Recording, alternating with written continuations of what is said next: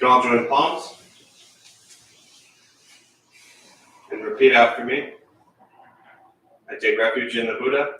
I take refuge in the Buddha. I take refuge in the Dharma. I take refuge in the Dharma. I take refuge in the Sangha. I take refuge in the Sangha. Keeping the palms joined.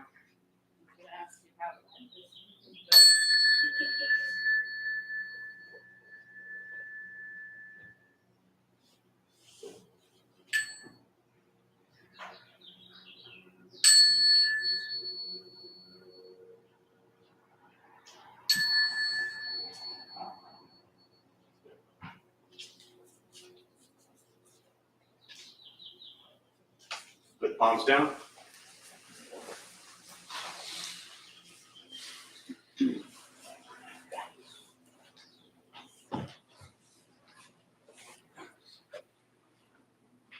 So all of you who are piled in the back, if some of you don't mind, there are some seats up here. If you want to come up and grab a couple seats, that way when people come in, they can go into the back. Or you can all stay right there and not move. And I'll just come sit and lead from back there. Yeah. Anyone? One brave person. Two, look at this. Anyone ever seen the TED Talk about how to start a movement? Oh, that was funny. So that person moved, so then you moved over there. This is like that, like Tetris. Who's seen that TED Talk? How to start a movement? You know what I'm talking about? We're on the bank, the big hill in like San Francisco or something. Yeah. Do you remember the essence of it? Yeah, the second person was the most important. Yeah. I think that's the one. Yeah.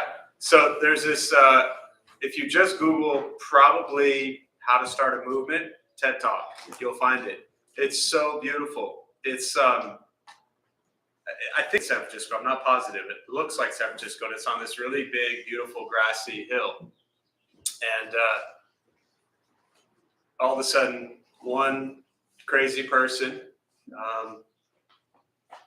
or not crazy person, one person gets up and just starts like dancing in the middle of all these people. And I actually haven't seen it in a couple of years, but my recollection is everybody's kind of like looking at this person and they're just some person dancing around amongst a bunch of people. So they're just kind of this crazy person dancing. But then the second person gets up and joins them. And once the second person gets up, then you kind of have something, because now you have two crazy people dancing.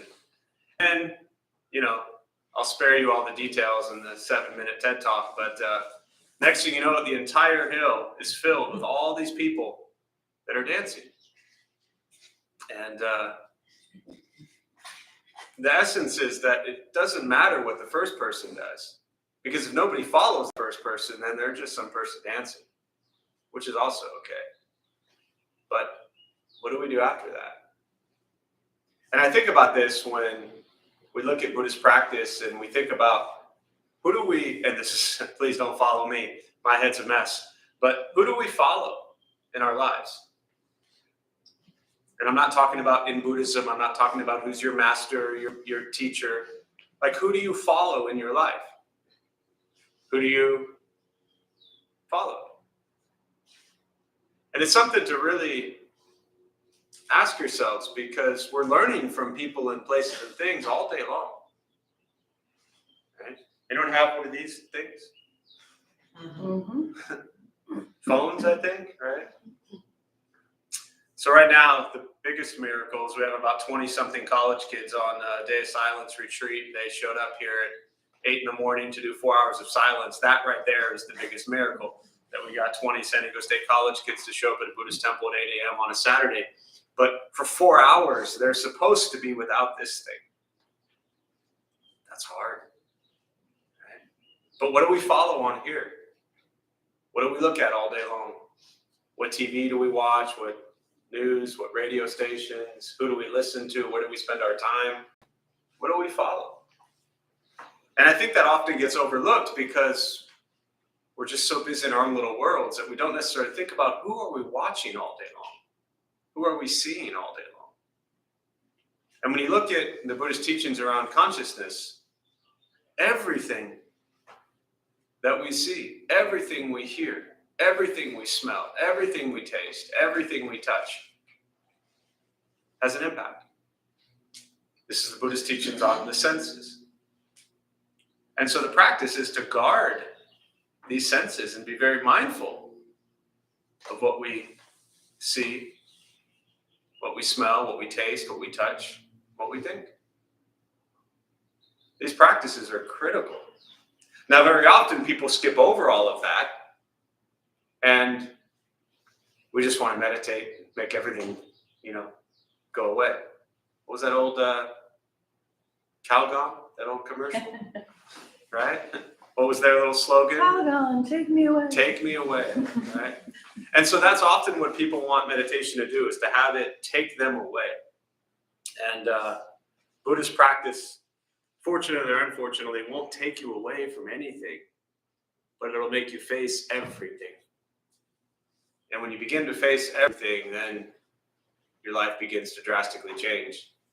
And what you'll see is you might actually follow throughout your day different stuff. The last thing I'll say on this completely random tangent, I forgot how I even got here. Started with the people moving, actually, so thanks for moving.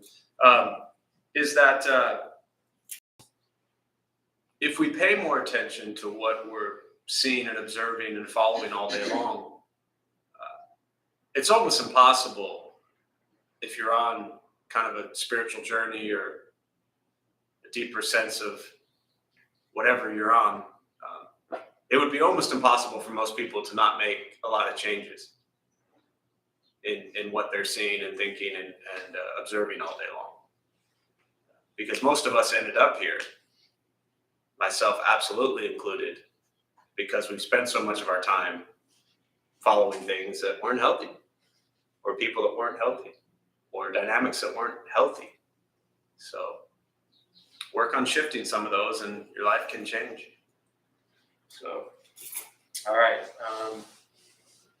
Yeah, that was fun. Thanks all for being here. Good morning. Nice to see you all virtually online. Feel free to say hello, introduce yourselves. They also took the bell downstairs, so Travis just notified me that the bell has gone downstairs.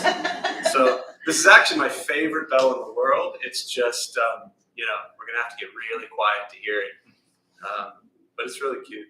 You can all see it. So, this actually was a gift from the San Francisco Zen Center, but such a beautiful, beautiful bell. So we're gonna start with a meditation practice. A couple things I'll tell you before we begin. Nothing's going to happen to you. You're not going to float away. You're not going to have any mystical, magical experiences. The mind that races all day long is not going to shut off. Don't judge your practice. When you don't ask yourself, is this working or not working? Are you doing it right or wrong? We're just going to sit. We're going to breathe. You'll hear sounds inside, sounds outside. This is life. Life is filled with chaos, and this practice is learning to get quiet and still within all of the chaos. Posture, you just want to be comfortable however you're seated. If you are on a cushion, often helps slide into the front third, pushing the stomach forward, allows the back to straighten, shoulders are relaxed.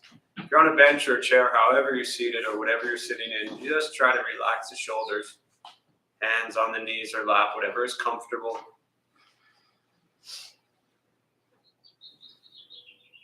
I'll guide us as we begin, and we'll settle into a little bit of silence. Most important, do not expect anything. We're just going to sit and breathe.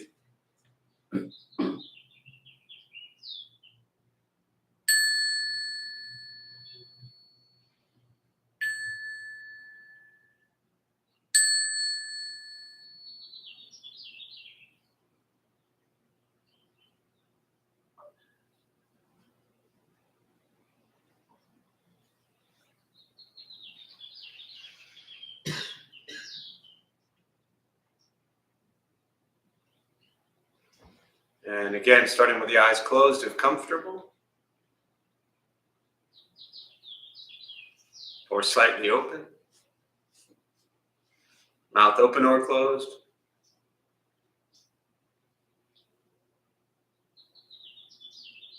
Start with taking 3 deep breaths slowly.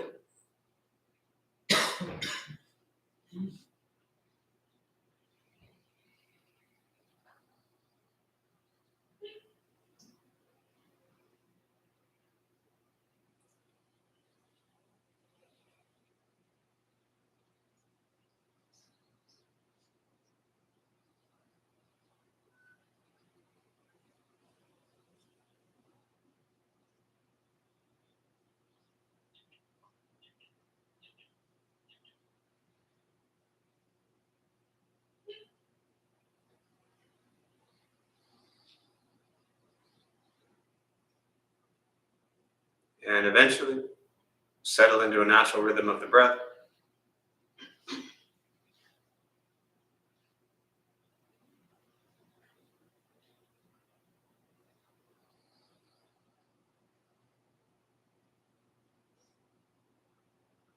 Noticing the mind as it wanders, jumping from thought to thought.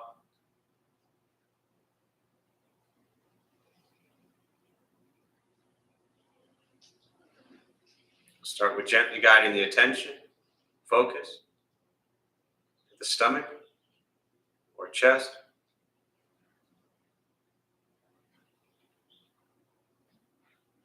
Breathing in, feel them rise. Breathing out, they fall.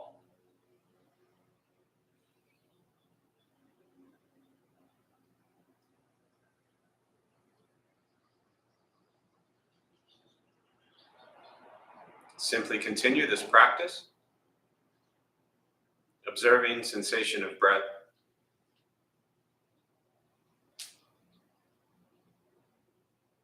Expecting nothing but to sit and breathe.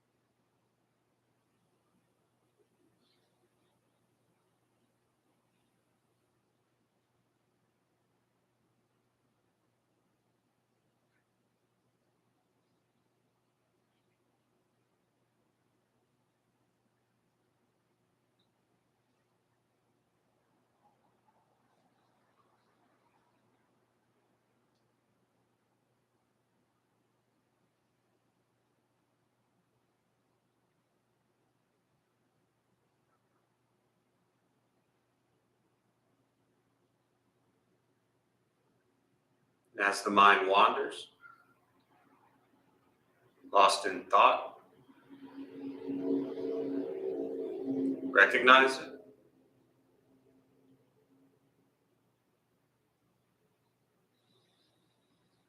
Release that thought. Return attention, focus to the breath.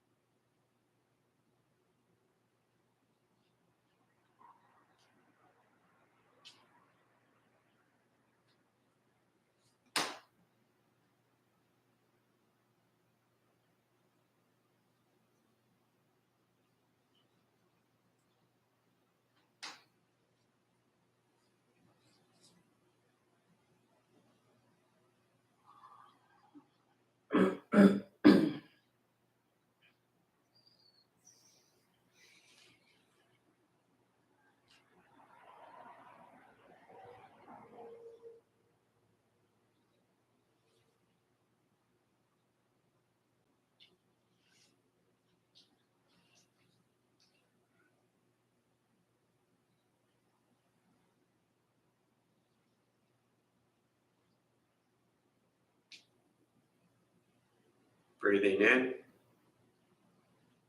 Follow breath in.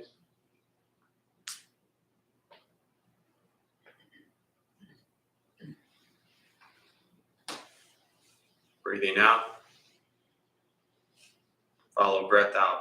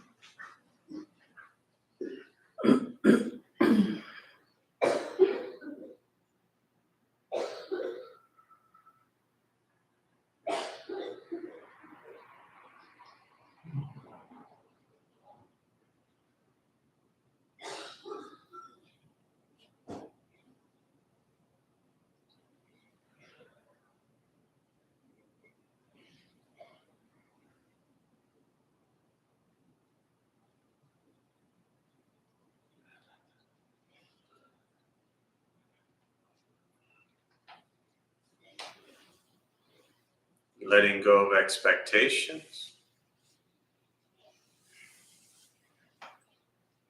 Letting go of judgments from the practice. Just sitting. Breathing.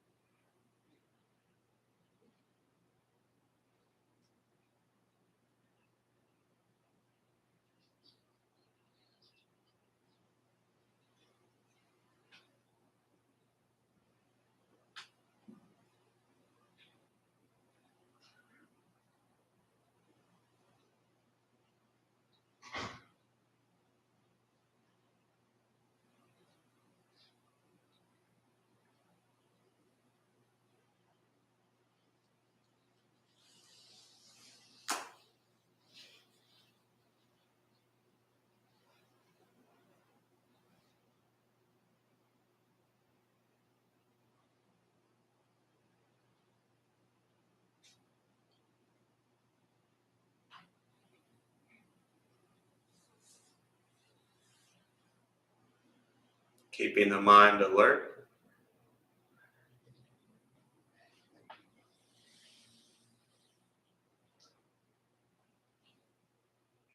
Aware of each sound.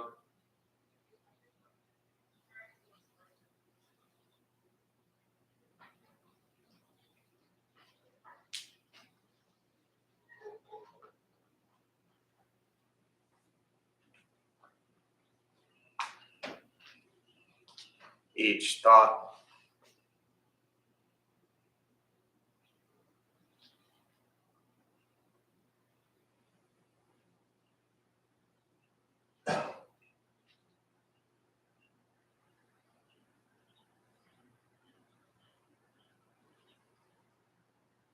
each physical sensation.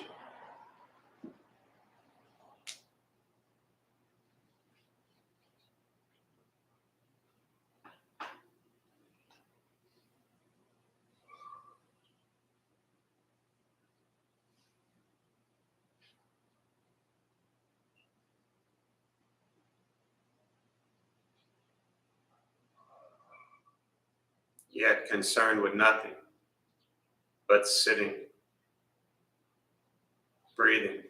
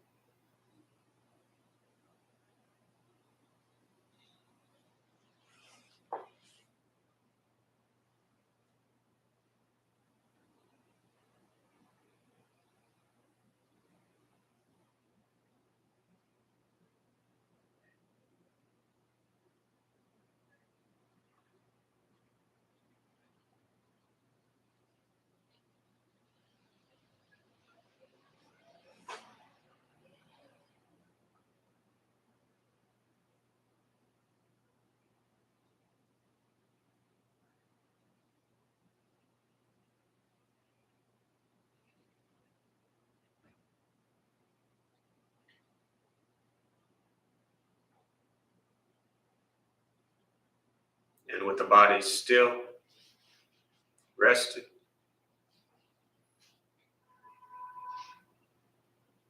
and the speech quiet, aware of all sounds,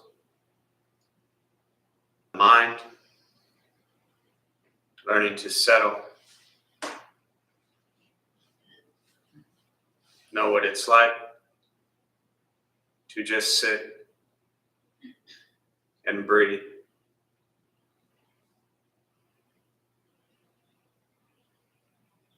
Knowing with each breath, there's nothing else to do.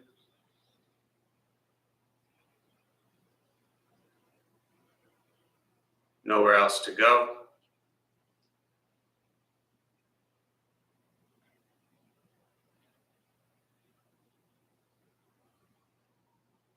And no one else to be.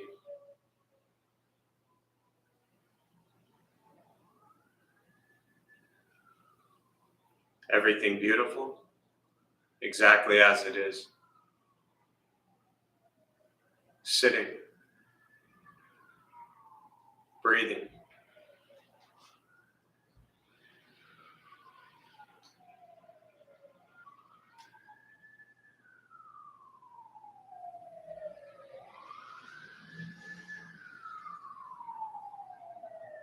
And once again, taking 3 deep breaths, slowly.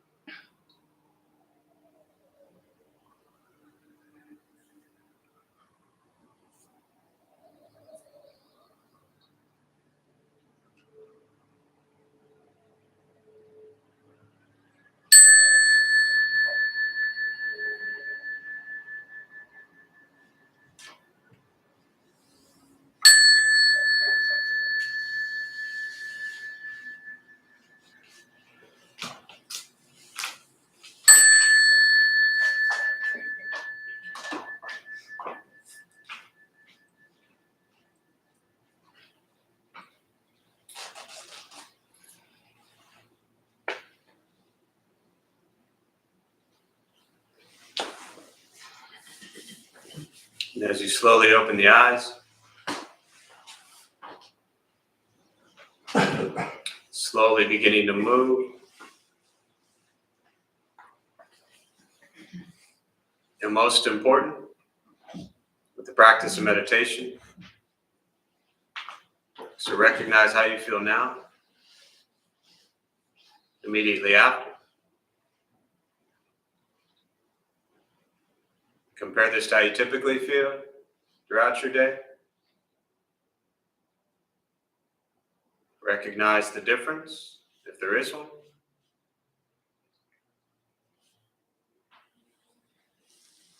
Ask yourselves how you'd prefer to feel every day for the rest of your life.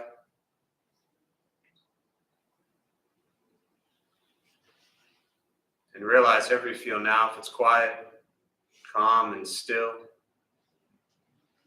or a busy mind, racing mind, whatever you're sitting with at this moment, has nothing to do with anything I said. It's not from how you sit and hold the hands or cross the legs. It's not from sounds around us or anything else for that matter. It's everything to do with your own mind and your own mind's reaction to an external condition. This is what the Buddha called pratitya samuppada, means dependent origination. This is the basis of the Buddhist awakening. The word Buddha simply means awakened.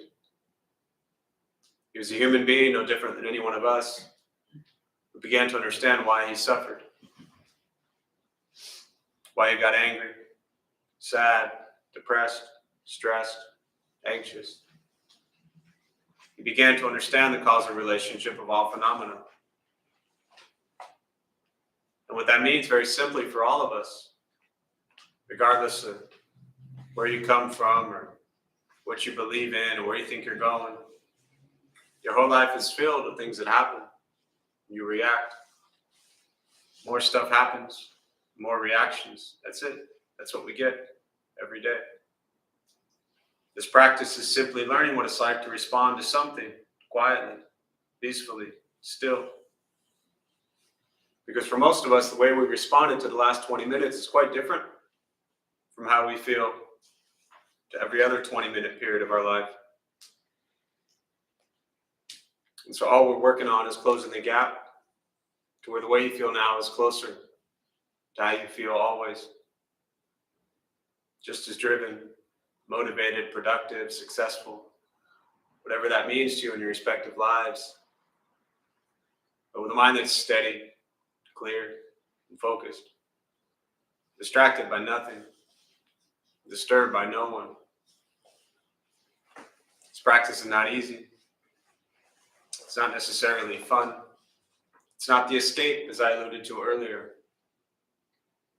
It is direct perception into the present moment. And very often the present moment is incredibly difficult. Meditation is free. Buddhist practice is free. It's sitting, breathing, becoming aware of what you think, what you say, and what you do every moment of your life. This is what the Buddha called karma. This is action generated by body, speech, mind, what we think, what we say, and what we do. So everything I said at the start of today is addressing your karma. Everything we think, everything we say, and everything we do. We spend our entire lives responding to external conditions, external stimuli. That's it. Every moment of your life, you are experiencing something based on what's around you. And the entire body of this practice, pratitya samuppada, dependent origination, the Buddhist awakening, is based on how you respond to everything. To everything you see, everything you smell, everything you taste, everything you touch. What is your response? This is all we're practicing. It doesn't get any more complicated than that. It really doesn't. 2,500 years of teachings and hundreds of thousands of incredible, great masters and teachers, monks and nuns and lamas and cultures and languages and all over the world. And yet here we are, sitting in this nice warm temple on a Saturday morning. And it just comes down to, what do you think, what do you say, and what do you do?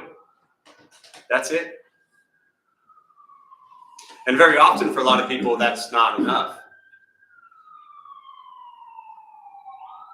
But that's it. And that's why the practice is so difficult.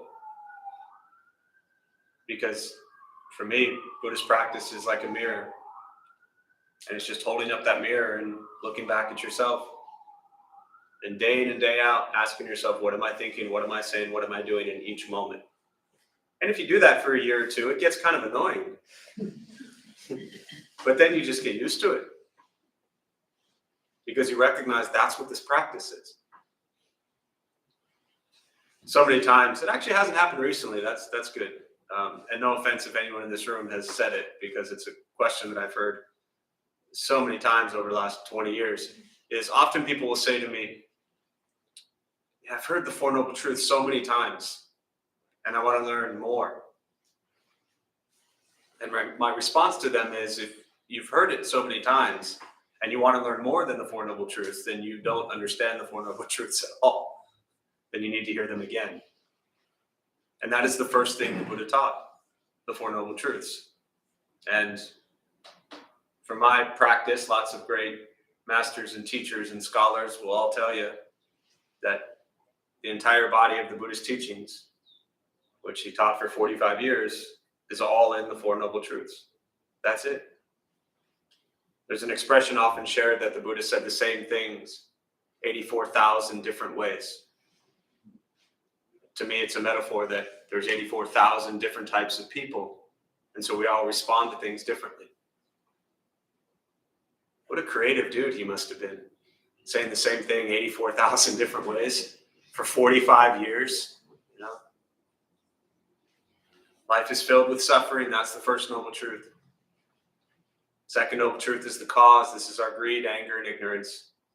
We always want more. We're angry at how life has worked out. We're ignoring reality, meaning we're stuck in our own perception of reality. And some of you in this room once in a while might think your perception of reality is correct. So we practice generosity, compassion, wisdom to overcome greed, anger, ignorance. Third noble truth is the ending of suffering, nirvana, liberation, freedom from suffering. It's a happy day. And the fourth is the Eightfold Path, working on the correct views, thoughts, speech, action, livelihood, effort, mindfulness, concentration. This addresses your karma. It all comes back to everything I said at the beginning and middle and now. What do we think? What do we say? And what do we do? And often that's not enough for people with practice, because they think if they throw in fancier words from other places that it changes things. Most of us learned all of Buddhist teachings by the time we were like 8 years old. All of it. And then we spent many years destroying all of that. I mean, I can't speak for anybody else. I'll just speak for myself. But, you know. So with that, I'll pause. Open up to questions, meditation, Buddhist practice, anything that's sitting on your mind, and we'll use the rest of our time this morning for your thoughts. And for those who are joining virtually, again, glad you're here. Feel free, there's a chat box somewhere on the screen. Feel free to type your questions in there as well, and I'll do my best to respond. Yes? One question. When you say the sentence, what you think, what you say, what you do, from my perception, my personal perception, always misses the word, what do we feel in those three. It's just how I understand the world, pop psychology and all that plays in. So is your question, what about, I want to kind of add a little piece to this so I understand your question. Are you asking what about what we feel? Yeah, how, maybe, my understanding is maybe it wasn't like so in the language of the time of Buddha, and how you can bring it into our time, basically. Yeah. No, it's a great question. For those who didn't hear it, maybe I always talk about where the Buddha talked about karma, body, mind, what we think, what we say, what we do. And what you're asking about is, well, what about how we feel, right? What determines how we feel? Thoughts, Your thoughts, actions, actions, things that happen. things that happen, Things you say. things you say. Hang on, before you, hang on. I get it.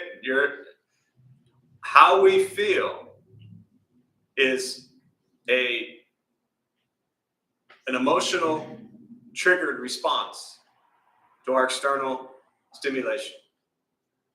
Now, the Buddhist teachings very clearly say that when he became enlightened, when he had the awakening, which, without getting into all the details, sat for 21 days under the Bodhi tree, determined to not move until he awakened. That's where he had the realization into the Four Noble Truths, dependent origination, understanding of karma. And the teachings say that at that moment, he neutralized his karma. We often think of karma as good or bad, right or wrong. Karma is what we bring into the world, it's not what we get. But in that moment, there were no highs and lows. There were no goods and bads. There were no I feel happy, I feel sad. There was equanimity. So on a conventional level, which is where in Buddhism often they talk about conventional reality and ultimate reality, we all live as unenlightened beings in conventional reality.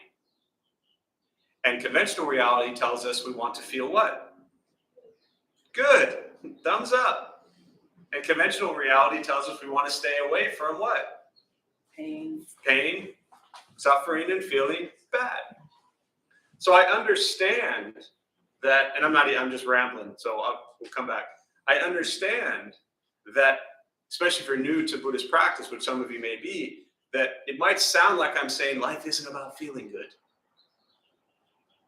What I want you all to explore and ponder is that feeling good and feeling happy and feeling pleasant comes from getting what?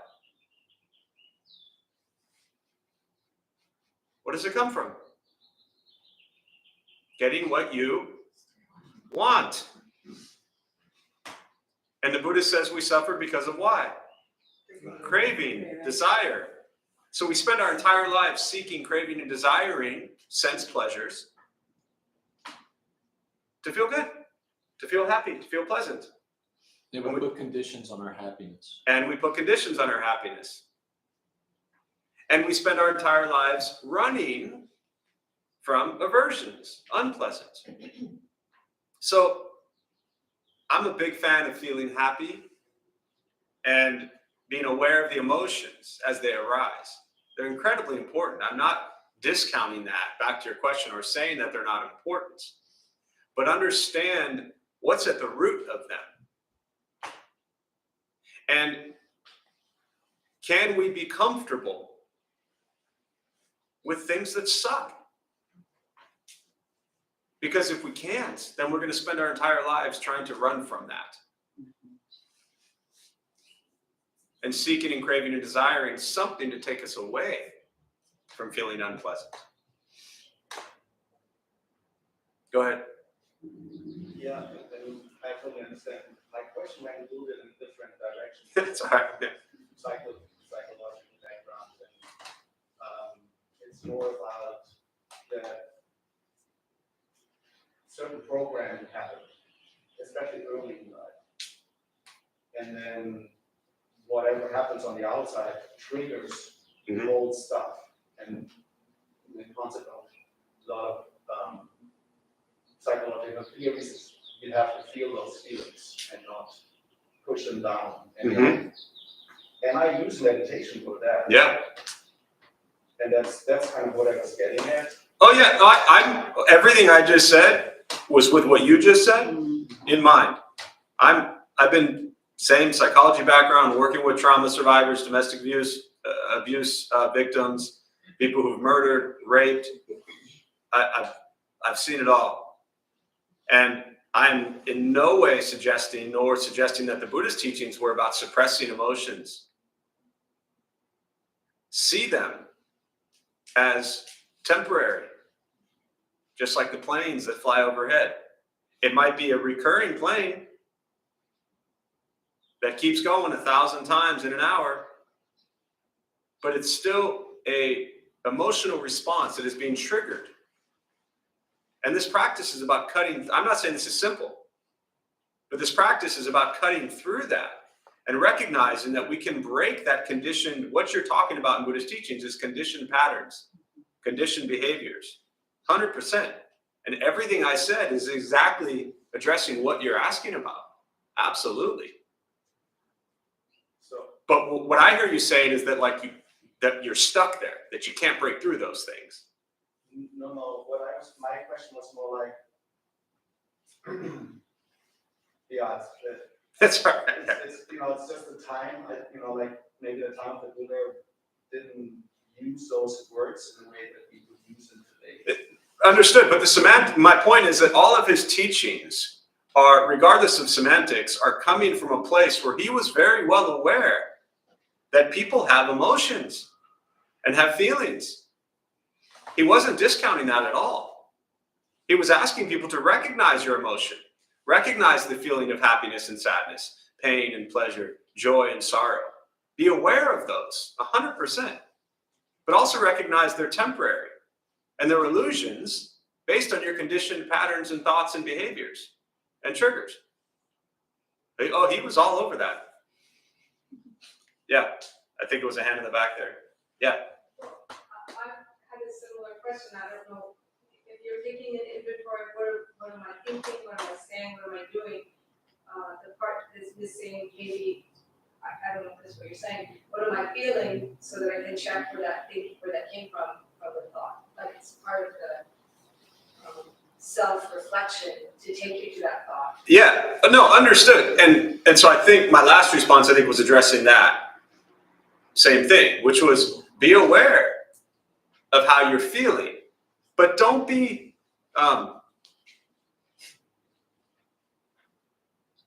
fooled by just because we feel good that means what we're thinking, saying, and doing is also good, is what I want us to be aware of. Right? I felt good a lot of my life. And my thoughts, words, and actions were driven by greed, anger, and ignorance. But boy, it sure felt good. So this is what I want us to be very careful of. We're very good at tricking ourselves. Awareness of the feeling, sure, but honesty about why are we feeling this way. The Buddha taught very clearly the feelings, the emotions of pleasant, unpleasant, and neutral. But understand, why are we feeling pleasant? And if we're feeling pleasant, is it coming from a place of loving kindness and compassion? Or are we feeling pleasant because we're being greedy and we just satisfied all of our cravings and desires? Full awareness of all of that. Yeah. Other thoughts, questions? Yeah, and definitely my mistake if the way I present it makes it seem as if the Buddha wasn't recognizing that we had feelings. But absolutely. I mean, the biggest feeling we have is suffering. That's a feeling. And all of his teachings are about addressing how to end or remove or decrease suffering. Suffering sucks. It feels terrible. Deep understanding of that is critical. The cause of it. Yeah. Other questions?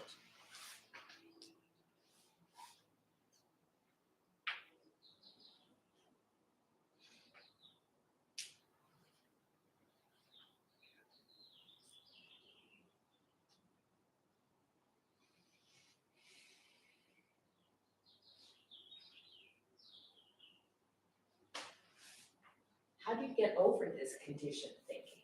It's so. How do you get over the Yeah, condition? I mean, it's so automatic. Well, wouldn't that be nice if we could just get over it? Yeah, that's a great question. Why do you keep showing up?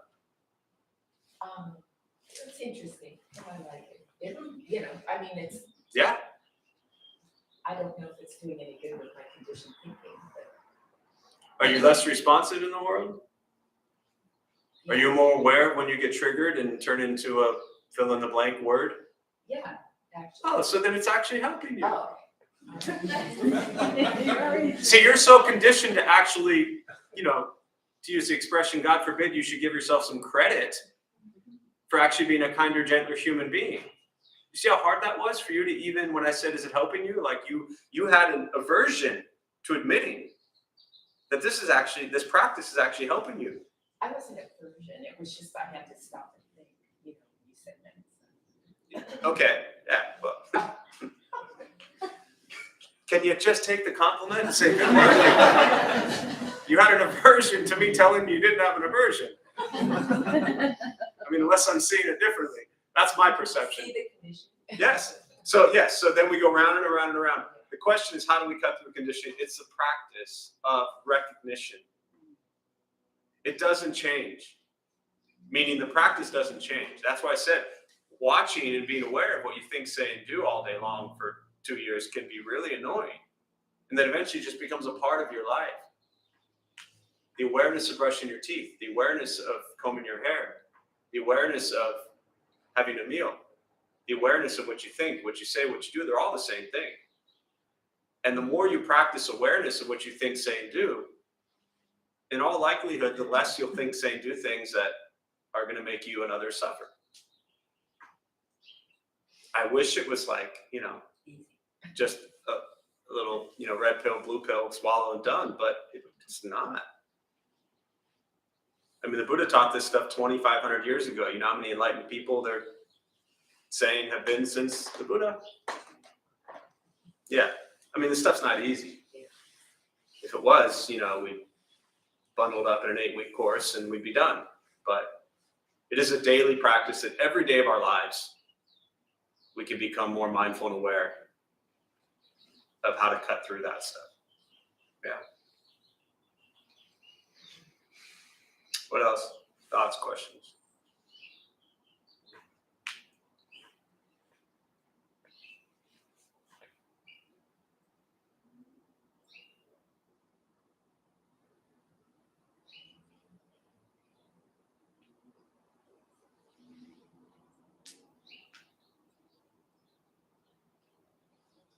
Question.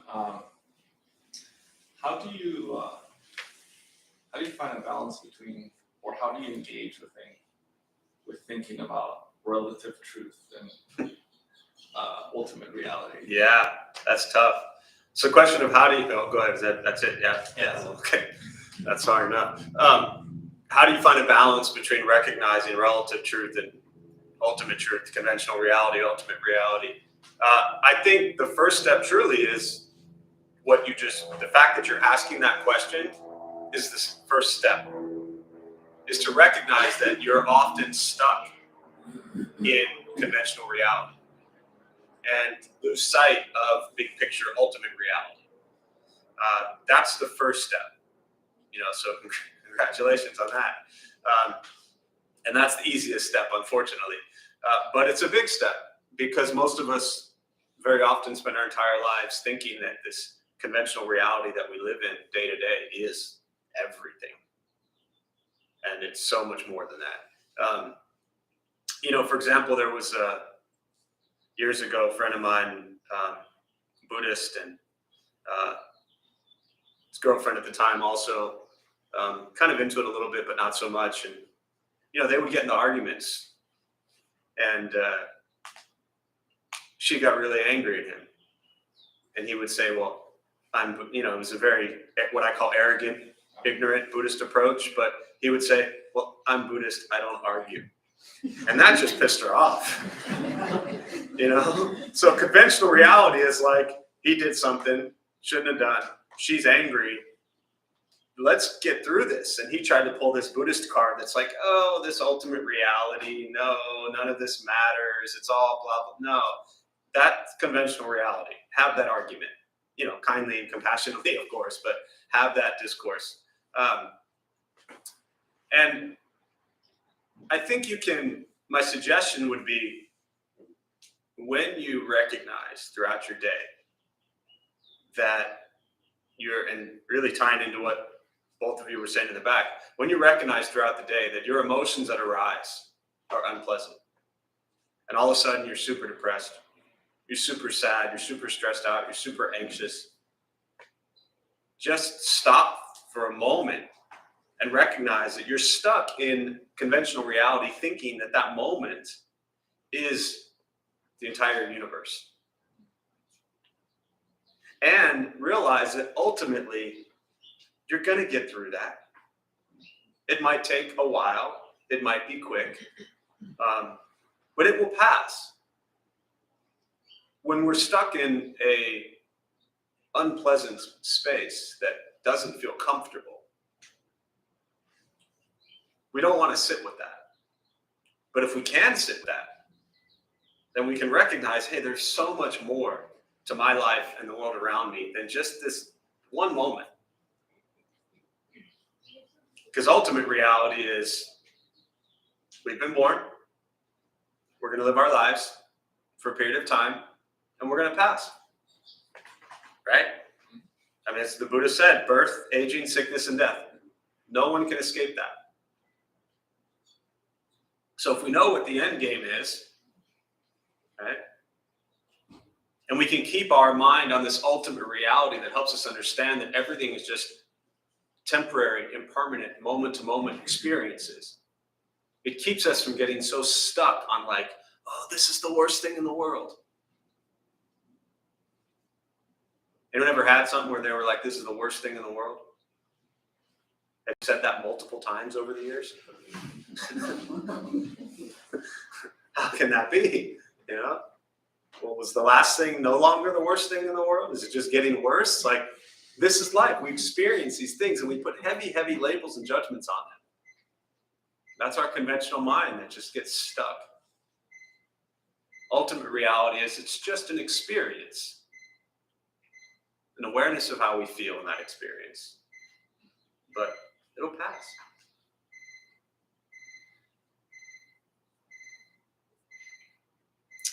Does that help? Yeah, thank you. I heard a term I like with a Buddhist friend. I was just like, oh, I don't argue. Spiritual bypassing. Yeah, spiritual bypassing is huge.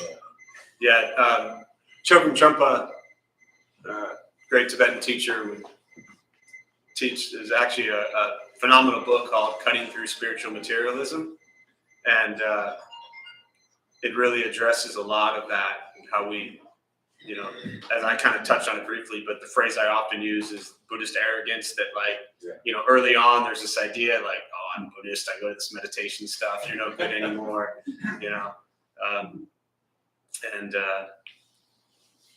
You know, often, especially if you're newer to this stuff, that, you know, you've been meditating or reading, you know, you read one Buddhist book and then all of a sudden you start judging everybody else. You know, all you do is read one Pema Chodron book or Dalai Lama or Thich Nhat Hanh book, and all of a sudden you're like, oh, I'm so kind and compassionate, all you terrible people. When 3 weeks earlier you were doing the same stuff that, you know, they were doing, and all of a sudden you've removed yourself from that for some reason. So yeah, we want to be very aware of that. Yeah. What else? We'll do one more thought or question before we close.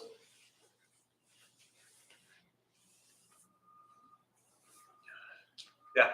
You said at the beginning, we basically understand the Four Noble Truths by the time we're 8, and we spend our lives kind of forgetting it. Yeah. I was wondering what you meant by that, or if you could elaborate on it. Yeah, and I even gave us till 8. I usually say 5. So the question was, I mentioned at the beginning, we've usually learned all of the Four Noble Truths by the time we're 8, and then the rest of our lives forgetting it or screwing it up, however I said it. So your question is, you know, what did I mean by that? So my master always taught, think good thoughts, speak good words, do good deeds. Think good thoughts, speak good words, do good deeds is at the very core the Four Noble Truths and the Eightfold Path. And for those who don't know the Four Noble Truths, Eightfold Path, just Google them. They're all there for free. First 2 pages, anywhere you look, you'll be fine. If you get into like the 4th page of Google searching, I'd go back to page 1 or 2. But that's the heart of this practice: thinking good thoughts, speaking good words, doing good deeds. Your intention, your karma that you bring into the world. And the reason I kind of make that reference, meaning, and not every case, but most people, even in, well, I'll just say most children, not all. What I was going to say was even in the harshest of circumstances, children typically get these lessons, but some don't. But in most cases, we're taught when we're little, right? Were you raised by at least one person that loved you and cared about you? And did they tell you to say nice things? They tell you to do good things? Yeah. So you were taught everything that the Four Noble Truths is about. Thinking good thoughts, speaking good words, and doing good deeds. You know? My sweet 79-year-old mother always said, and still says, if you have nothing nice to say, Don't say anything. don't say anything at all. I mean, that's, you know, there's some serious mindful action around your speech karma right there. You know? My brother always says, if you don't have anything nice to say, don't sit next to me. To him, you know. So, but that's what I mean, is that referencing when we're children, for the most part, we're being taught to be kind and compassionate and care for ourselves and people around us. But then influences occur, conditions, you know, change, experiences happen, friendships are, you know, created, hearts are broken, lives are lost, dreams are shattered. All those things start to occur as we grow up. So we get them really early on, most of us, but then we start to experience all the pain and heartache and lack of trust and fear and insecurity and trauma. Bless you. And when we experience those things, what tends to happen? I mean, a million things, but we close ourselves off, we cultivate anger, we get really upset, we hurt, we experience tremendous pain and suffering. And when we feel those things, we don't typically act in the best way. So then those feelings, those emotions, those actions are what we then kind of go on repeat for many, many years. And then one day you wake up and you're how old? 30. One day you wake up and you're 30 and you're like, oh, wait a minute. How am I acting? What am I thinking? What am I doing? You start to question those things. And as I always say, you know, maybe there's the rare exception if somebody got, you know, kind of brought here, but most people don't show up to places like this unless they start questioning what's going on in their lives. You know, most people show up here aren't perfectly peaceful and happy all day long, or they wouldn't show up here. They'd be at home eating pizza, watching cartoons. You know, sounds pretty good, right? But here we are. Does that make sense? Yeah. So, all right. So with that, we'll close. May the benefit of this practice be shared with all beings in all directions. May all beings be at peace. May all be free from suffering. Any merit gained be transferred to those who need it most.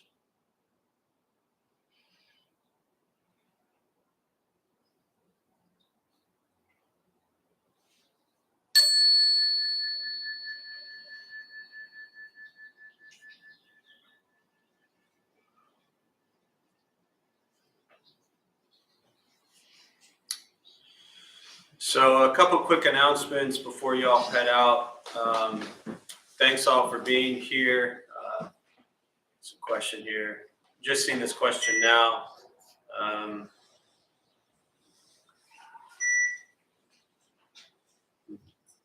Yeah, thanks Angela for sharing that. And I can kind of address that maybe next time. But thanks for being here. My name is Jeff. I'm a Dharma bum. We opened up this temple 16 plus years ago to introduce Buddhist practice to those who show up. Those of us who lead, we're not monks, we're not nuns, we're not gurus, we're not masters, we're not teachers. We're not looking for students, we're just practitioners. We do our best to take our understanding of Buddhist teachings and put it into terms that hopefully make sense to those who show up. So every night we have different practices going on, different people leading from a different Buddhist tradition. We have quite a large recovery sangha, so anyone battling addiction, drugs, alcohol, whatever it might be, that meets about a handful of times a week. And our food distribution is every Thursday at 5 o'clock. So if you want to kind of get yourself out of yourself and just do something to help others, come make some sandwiches and feed people, sleep on the streets every night. Tends to put things into perspective. Another great way to get out of like conventional reality, which is all about me. Ultimate reality is like, I gotta stop thinking about me. So other than that, appreciate you all being here. College group cleaned for like 40 minutes, so we're probably pretty good on the cleaning tasks on the wall. But if anyone maybe wants to weed outside or anything like that, we appreciate it. Buddha for you is there downstairs if you need anything. Thanks all for being here. Please just, if we can leave everything as we found it, that'd be great. And we'll see you soon. Thank you.